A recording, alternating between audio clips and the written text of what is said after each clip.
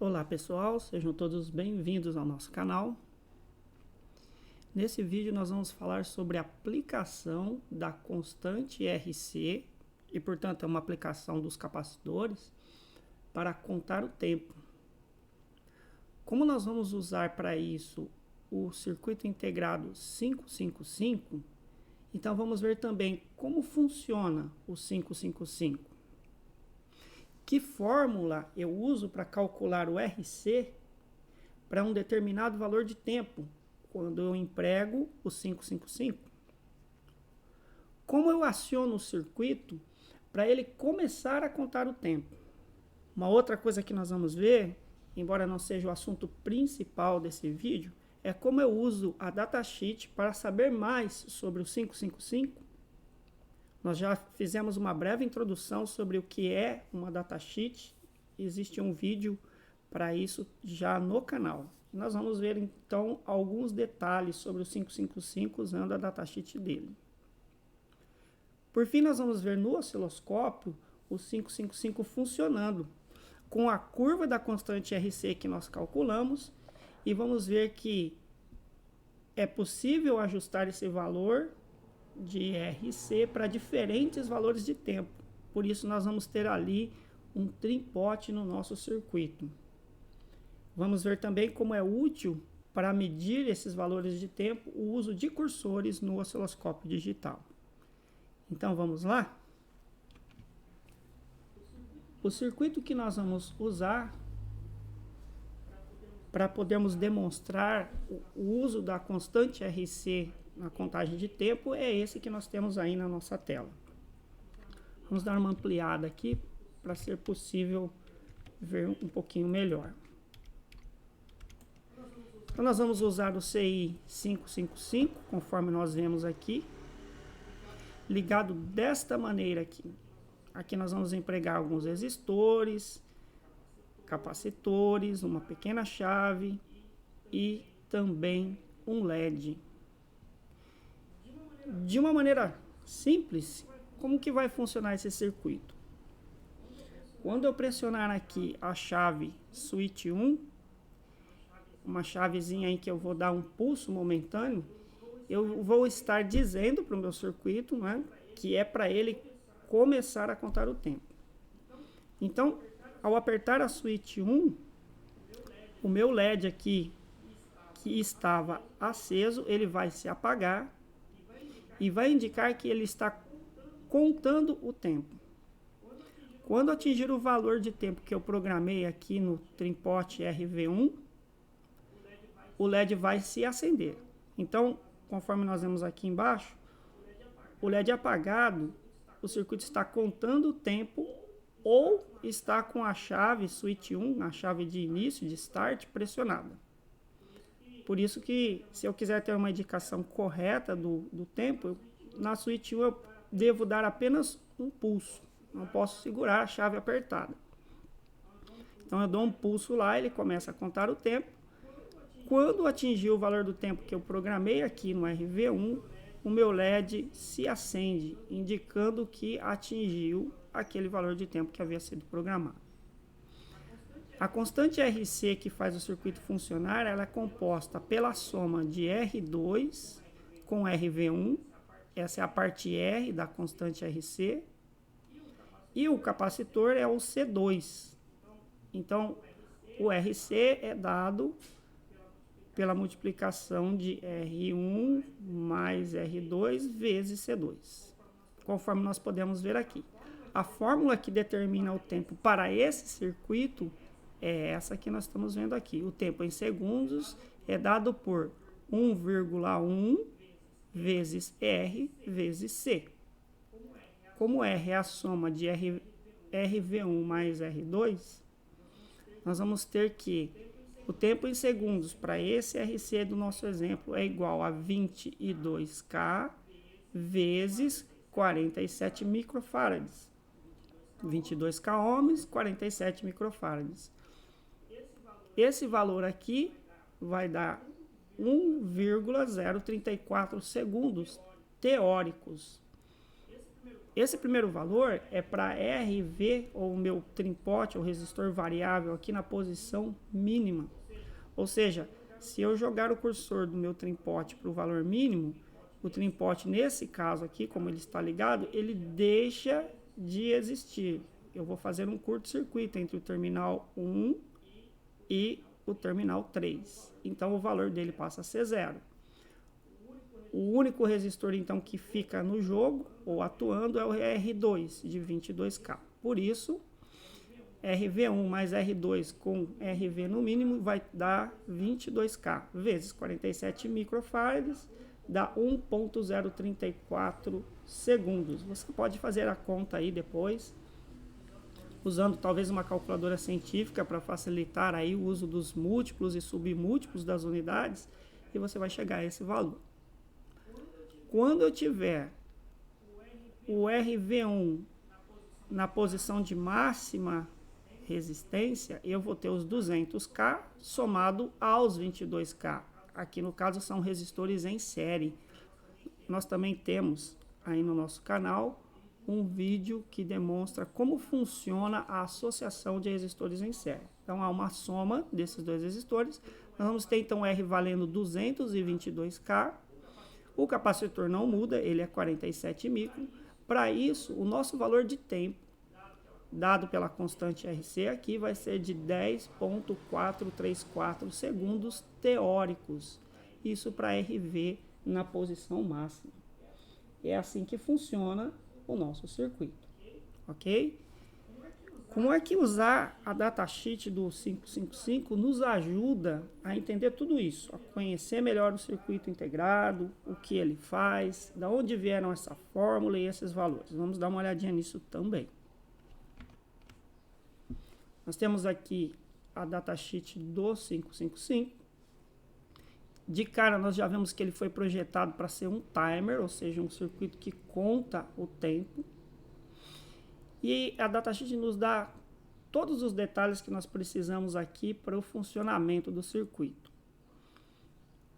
Como o assunto desse vídeo é a constante RC, nós vamos ver que ele foi projetado aqui para usar a constante RC justamente para a contagem do tempo. Olha só aqui em amarelo. O datasheet está dizendo para nós aqui que no modo de delay, ou seja, no modo de contagem ou atraso de tempo, em que o circuito vai acionar ou mudar o estado da sua saída após um determinado tempo decorrido, o datasheet diz que nesse modo de operação, o tempo é controlado precisamente por um resistor externo e um capacitor. Percebeu? Nós temos um resistor e um capacitor, ou seja, uma constante RC para controlar o tempo. Interessante, não é? Isso está no datasheet. Depois, seguindo aqui no datasheet, nós conseguimos ver aqui uma visão geral de como é o 555 internamente. É claro que nós não falamos aqui nos nossos vídeos sobre cada um desses estágios que nós vemos aqui, um comparador, um flip-flop, ou mesmo transistores, mas vamos nos concentrar de forma simples naquilo que nós precisamos saber para entender como ele usa lá o RC para contar o tempo. Então, não se preocupe que você talvez não conheça todos os elementos desses blocos aqui. Pense de maneira simples, essa é a nossa proposta, ok? Então, nós vamos ver o seguinte, olhando aqui para os destaques em amarelo, né, aqui temos os pinos do circuito integrado, o funcionamento de cada um deles, o papel que eles cumprem aqui nessa estrutura interna. E o que nos interessa para esse vídeo é o seguinte, o pino 3, ele é a saída, ou seja, nós vamos ligar aqui no pino 3 o LED que nos indica quando o tempo está sendo contado e depois quando esse tempo acabou, certo? Então, vamos conectar aqui um LED com o uso de um resistor para limitar lá o seu valor de operação de tensão e corrente. E ele vai nos servir como indicador, olha, o tempo acabou. Ou o tempo está sendo contado, ok? Depois aqui dentro do 555, nós vamos usar ainda o pino de número 6, que é chamado aqui de threshold. Em outras palavras, ele é um nível aonde é disparado uma determinada ação. O que faz o pino 6? Olhando aqui para o descritivo que nós destacamos em amarelo, o pino 6, ele compara a tensão que vai aparecer aqui no terminal 6, e se nós olharmos lá no circuito, é a tensão em cima do capacitor, então aqui vai estar aparecendo a curva do RC. Ele compara com o valor de 2/3 do VCC, que é a tensão de alimentação que entra aqui no pino 8, olha. De onde que sai esses 2/3? Nós já falamos aqui no canal sobre resistores ligados como divisores de tensão. Se você olhar aqui, você vai ver 3 resistores dividindo a tensão de VCC em 3 partes iguais. Então, ele pega 2/3 de VCC, compara isso com o que está ali no pino 6. E o que acontece quando essa tensão subindo, ela atinge esses 2/3 do VCC? O próprio texto de funcionamento aqui diz que ele vai colocar o flip-flop, que é esse bloquinho aqui, no estado de 7. Falando de uma maneira simples, atingiu 2/3 de VCC, o comparador faz a saída mudar de estado. Se ela estava ligada, ela vai para desligada.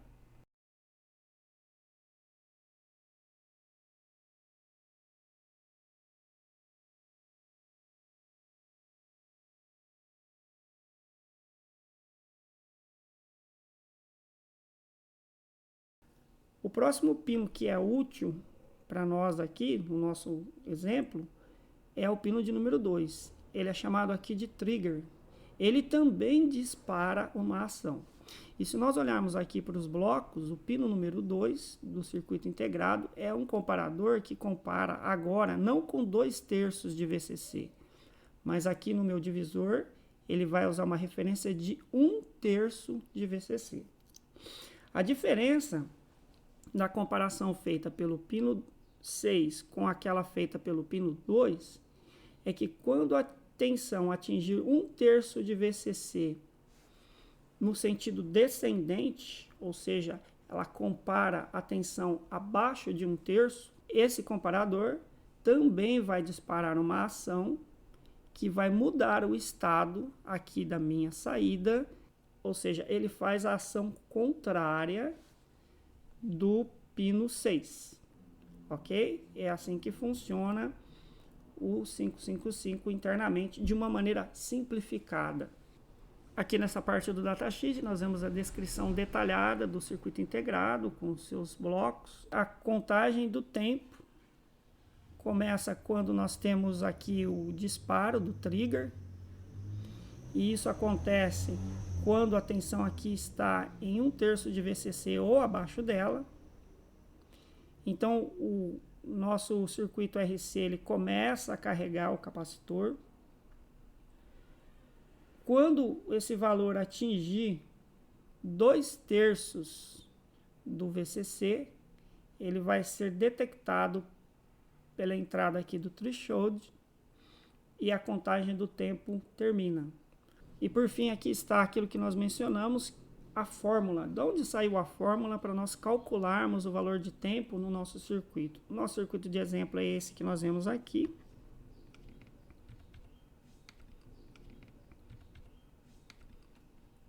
E o texto mostra aqui de onde saiu a fórmula. Saiu do datasheet. Né? O texto destacado em amarelo aqui nos diz que a duração do tempo depende dos valores de RC. E é calculado por essa fórmula aqui, exatamente a fórmula que nós temos lá no nosso esquema. O tempo dado em segundos é igual a 1.1 vezes R vezes C. Ok? Então, vamos ver isso funcionando na prática. Temos aqui, então, nosso circuito montado num protoboard. É o mesmo circuito que nós havíamos apresentado. Esse aqui, olha. E o que nós temos que observar aqui? Nós temos que observar aqui o seguinte. o osciloscópio ele está conectado à ponta de prova do canal 1, aqui onde se juntam os pinos 6 e 7, ou seja, ele está vendo a tensão em cima do nosso capacitor C2. Lembrando que o C2 é parte do RC que vai fazer a contagem do tempo. O canal de número 2, ele está ligado no pino de saída. Aqui no nosso pino 3 do CI, que vai fazer com que o LED se acenda quando ele for de valor 0. Por que quando for de valor 0? Porque o outro lado aqui de conexão do nosso LED está ligado ao mais 10 volts, que é a fonte que alimenta o nosso circuito. Portanto, quando o pino 3 estiver a 0, o LED tem aí corrente através dele e ele, portanto, acende. Fazendo jus ao que nós escrevemos aqui. Olha, quando o LED estiver aceso é porque o tempo que eu queria contar ele já passou ou o nosso circuito está em stand-by, ou seja, ele está em espera. Ok? Então vamos dar uma olhada lá no osciloscópio e ver isso funcionando. Nós temos aqui então as pontas de provas conectadas. E vamos ver o que acontece quando nós pressionamos o botão de Start, que é a switch 1, no nosso desenho, lá na tela do osciloscópio. Então vamos lá.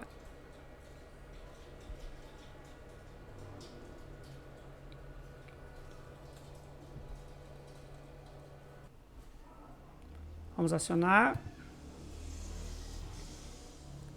A partir do momento que nós apertamos o botão, o LED se apagou.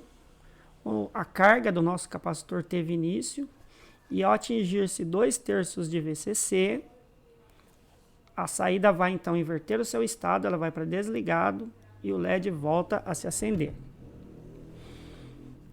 É o que nós podemos ver claramente ali na tela do instrumento. Aqui nesse ponto, o circuito estava no seu modo de repouso ou de espera, ou de stand-by. A partir do momento que eu pressionei o botão de trigger ou de início,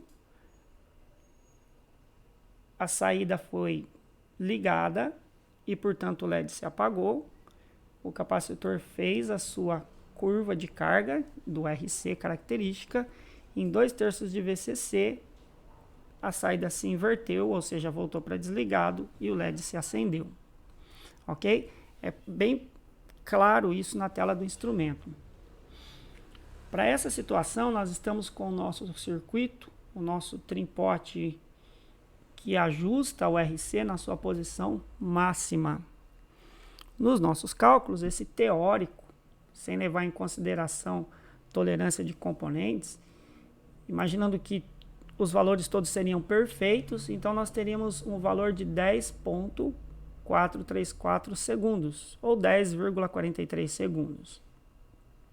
Quando nós olhamos a tela do instrumento, nós vamos conseguir medir aqui, pelos tempos do canal horizontal, quanto isso realmente deu na prática. Então, o que nós temos aqui? Nós temos 2,5 segundos, conforme nós podemos ver aqui na tela, 2,5 segundos, indicados ali na tela do instrumento, para cada divisão horizontal. Então, quanto de tempo demorou o nosso temporizador, o nosso timer, para ser acionado? Vamos contar as divisões, então. Nós temos uma divisão, 2, 3, 4, 5, 6 divisões. 6 divisões a 2,5 segundos por divisão. O tempo total, com o nosso RC no valor máximo, foi de 15 segundos. Ok? Então, podemos ver aí funcionando na prática o nosso RC para contar o tempo. O que acontece, então, se eu diminuir o valor do meu trim-pot? O valor de tempo que o timer conta vai diminuir proporcionalmente. Vamos fazer isso? Olha lá, nós vamos ajustar aqui. Vamos diminuir o valor do meu trim-pot, que estava aqui na sua posição máxima. Nós vamos girar ele aqui.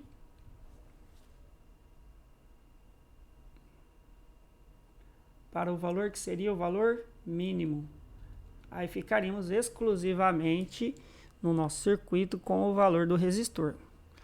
Conforme nós calculamos, isso daria aí um tempo de 1,03 segundos. Na prática, 1 segundo.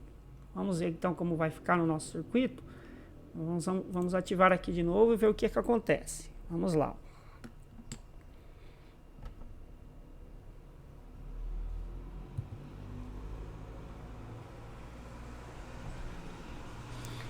Muito bem. Nós conseguimos ver aí, né, com facilidade, que o tempo diminuiu e diminuiu bastante. Então, o que nós temos ali? Nós temos os mesmos 2,5 segundos por divisão. Nós temos o disparo do nosso temporizador, iniciando a carga do capacitor ali, a constante RC se manifesta. No mesmo ponto de 2/3 de VCC, a saída inverte o seu estado, o meu LED se acende para indicar que o tempo acabou, o tempo que eu estava contando.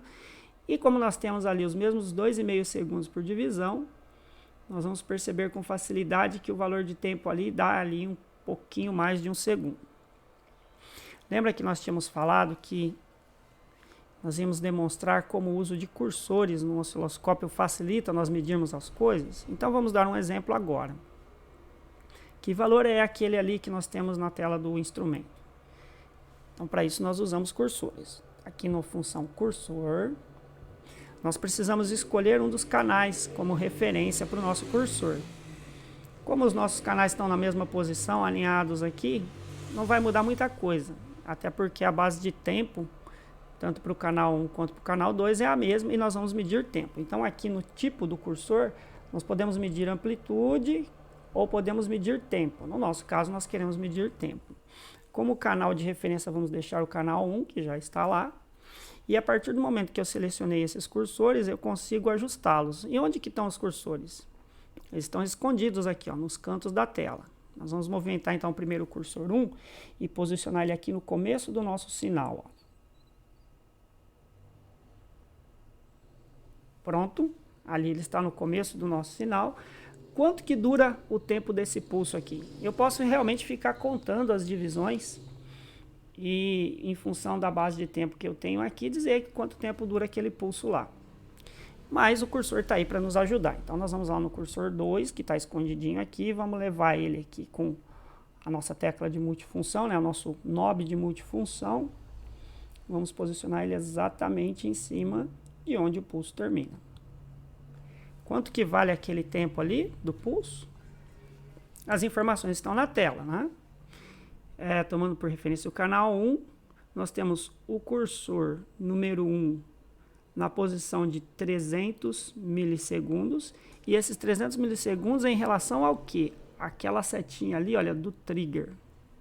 Que é a setinha que indica quando o nosso instrumento começou a contar o tempo. Então, se eu alinhar o sinal ali com o trigger, nós vamos ver que isso cai a 0. Vamos ver que em relação ao trigger, o cursor 1 está com 300 milissegundos e o cursor 2 está com 1,70 segundos. O tempo que nos interessa é a diferença entre eles, entre o 1 e o 2, que é o nosso pulso. Então, eu tenho aqui uma indicação chamada de ΔT, que significa diferença de tempo. Diferença do quê? Do cursor 1 para o cursor 2. A diferença de tempo entre esses dois cursores é de 1,4 segundos. E foi isso que durou o nosso pulso aí no temporizador, ok? Vamos mudar então a base de tempo aqui para visualizar um pouco melhor esse pulso. Ele ficou apertadinho, né? Então nós vamos mudando aqui a base de tempo do osciloscópio. Estava aqui em 2,5 segundos, usando o controle aqui do horizontal da base de tempo, nós mudamos isso aqui para 1 segundo e nós vamos conseguir visualizar melhor aquele pulso que ficou estreitinho. Então vamos repetir aqui o disparo, nós vamos conseguir medir isso melhor, olha lá. Muito bem, vamos parar aqui. De novo, se eu usar os cursores, eu consigo comprovar o valor de tempo que eu havia medido, nesse caso aqui com uma precisão maior, porque eu tenho uma maior resolução, uma maior ocupação aqui da minha tela, ok? Então vamos lá, ó. Vou colocar o cursor número 1 aqui, o número 2 aqui. E qual é o valor de tempo que eu tenho? É o ΔT, a diferença entre o cursor 1 e o cursor 2, que é de 1,4 segundos, ok?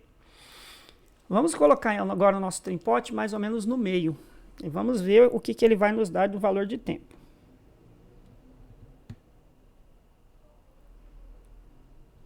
É claro que isso vai mudar o valor do pulso, né? Ele vai se tornar muito maior. Então vamos fazer um experimento aqui, vamos ver, e aí nós medimos quanto vai dar o valor de tempo.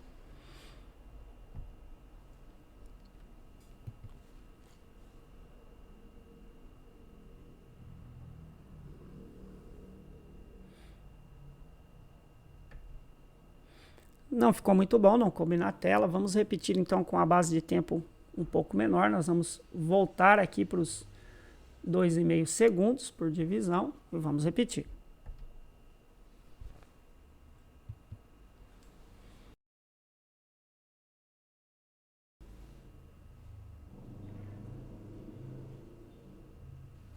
Muito bem.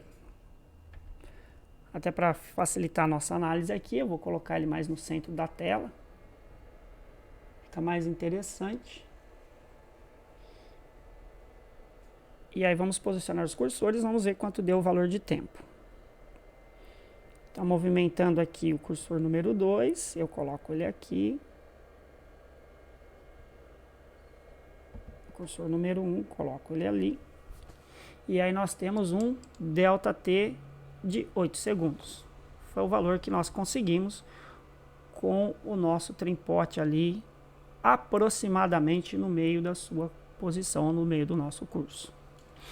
Ok? Lembra que nós falamos também que o 555 vê as tensões em 1/3 e 2/3 de VCC? Isso também é possível de medir aqui na tela do osciloscópio. Então, se você observar aqui, a nossa referência de 0 volts está aqui, ó, nessa posição. O nosso valor de volts por divisão é de 2 volts por divisão. Então, o meu pulso de saída, ou seja, a minha saída, quando ela estiver ligada, ela está dando quantos volts ali? É só você contar as divisões. 2, 4, 6, 8. Ali em cima seria 10. Um pouquinho para baixo ali, a gente vai ter em torno de 9,5 aproximadamente ali, tá? Mas, como nós já dissemos, para isso existem os cursores para facilitar a nossa vida. Então, o que nós vamos fazer? Nós vamos colocar aqui para medir, primeiramente, a tensão do pulso de saída. Então, o meu cursor deixa de medir tempo para medir amplitude, que é valor de tensão. A nossa referência para o sinal de saída é o canal 2, eu preciso colocar ele aqui. E aí eu vou ajustar os cursores para saber quanto que tem o meu pulso até ali em cima, ó. Então, aqui, e o outro cursor eu vou deixar ele aqui na referência de 0, que seria o 0 do meu canal. Qual que é o valor de tensão que eu tenho ali? 9,52. Percebeu como é fácil usar os cursores para ver níveis de tensão? Como o meu canal 1 está na mesma referência aqui do canal 2, eu posso usar esse mesmo cursor para ver se ali vai dar 2/3 de VCC. Lembrando que o VCC, no caso desse circuito, é o valor de tensão da fonte, que é de 10 volts. Então, quando nós dissemos que a saída do pino 3, quando ligada, ela é igual à tensão da fonte, isso quer dizer que ela é igual na prática à tensão da fonte, mas não é exatamente igual. Há uma pequena queda de tensão, a gente vê que o valor da saída está em 9,52. Praticamente, nós podemos dizer que ela está no nível lógico alto ou no valor equivalente à tensão da fonte. Isso não quer dizer que é exatamente, porque essa queda de tensão aí é natural, ok? Então, 2/3 de VCC, nós teremos que ter 10 dividido por 3 vezes 2. Ou, em outras palavras, nós teríamos que ter para 2/3 de VCC 6,66666 e daí indefinidamente, para que o nosso integrado detectasse o ponto de parada de contagem do tempo. Então vamos ver com o cursor se isso se confirma. Se nós temos realmente ali 2/3 de VCC. Olha, nós vamos pegar aqui a referência do canal 1, que é o amarelinho ali. Olha só. O que nós temos ali na nossa tela? Nós temos como referência 7,28 volts. Se eu mudar aqui para o canal 1, uma vez que eu estou medindo o canal 1, não vai mudar muita coisa. Porque a nossa referência é a mesma, tanto para o canal 1 quanto para o canal 2. Então, nós vemos ali o mesmo valor de tensão de 7,28 volts. Ok? É uma pequena diferença, é lógico que os componentes têm tolerâncias, mas isso não impede também o nosso circuito em trabalhar da forma como nós esperamos. Em função dessas tolerâncias aí, é que aquilo que nós calculamos como ideal e fazemos os cálculos de tempo, as fórmulas para ver a constante RC e assim por diante, é em função dessas tolerâncias que na prática nós verificamos valores um pouquinho diferentes. Isso é natural que nós encontremos nos circuitos eletrônicos. Existe também uma outra variável que joga aqui, que é a temperatura. Essa é um tanto quanto difícil de controlar, mas nós não vamos entrar totalmente nesse mérito agora. Eu só espero que você tenha conseguido perceber como que, na prática, o 555 usa a constante RC para contar o tempo.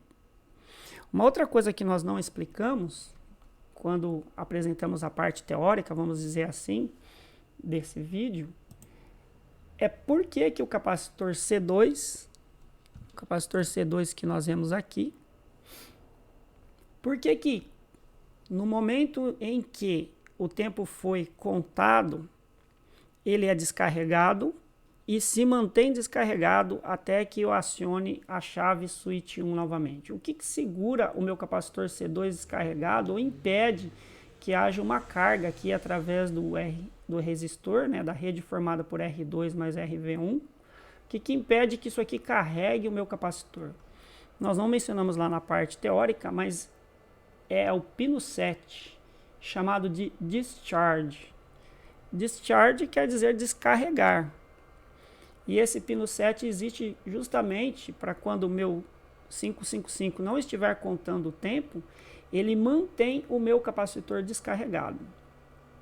Quando eu aciono a chave switch 1, o pino 7 deixa de ter esse efeito, ele assume um estado que nós podemos dizer de circuito aberto ou alta impedância, e nesse estado a corrente vai fluir livremente através do resistor e começar a carregar o capacitor C2.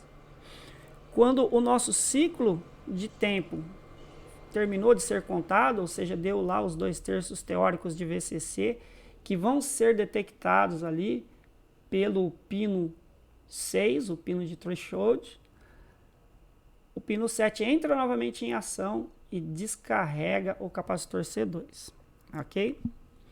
Então é assim que funciona o nosso circuito aí prático, ok? Mostrando o uso claro, a aplicação prática da constante RC na contagem de tempo.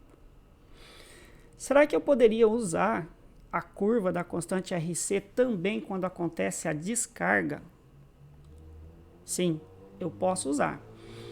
Conforme nós apresentamos no vídeo anterior, a constante RC tem uma curva característica de carga e de descarga.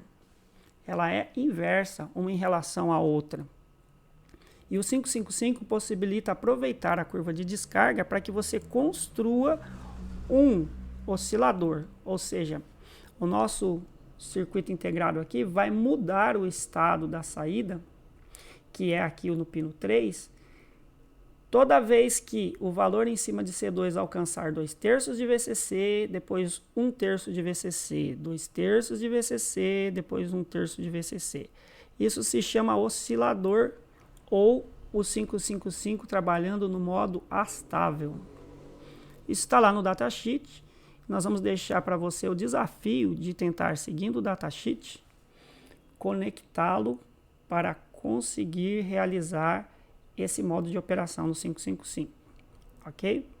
Então, vamos dar uma olhadinha lá no datasheet para ver onde estão essas informações e você fica aí com essa lição, vamos dizer assim, com esse desafio de tentar fazer isso funcionar na prática. Voltando aqui então ao datasheet, ou a datasheet, aqui nós temos a forma como o circuito deve ser ligado, as fórmulas usadas para cálculo de tempo e como que o 555 vai usar a curva de tanto de carga quanto de descarga do meu capacitor, ou seja, da constante RC, para controlar o tempo desse oscilador. Olha só, perceba que nesse modo de astável ou ligado como um oscilador, o nosso circuito vai usar tanto a curva de carga quanto a curva de descarga do RC para alternar a sua saída, ou seja, ela ficar oscilando entre valores de tempo pré-calculados ou pré-determinados. Então fica aí a proposta para que você, usando aí a datasheet, consiga fazer esse modo de operação funcionar, ok? Nós não vamos montar esse circuito, porque o nosso objetivo aqui é continuar falando sobre a aplicação prática de capacitores. Mas está aí no datasheet as informações necessárias para que você consiga empregar o mesmo RC para um modo de operação como oscilador, usando tanto a curva de carga como descarga. Ok? Para o nosso próximo vídeo, nós vamos continuar falando sobre a aplicação prática de capacitores e vamos ver como os capacitores são usados para bloquear um nível contínuo em um sinal e vamos falar também um pouco sobre reatância capacitiva. Espero que vocês tenham gostado do vídeo. Se você gostou, deixe o seu like, se inscreva no canal para receber notificação de quando novos vídeos serão colocados. Agradecemos a sua atenção e até o nosso próximo vídeo.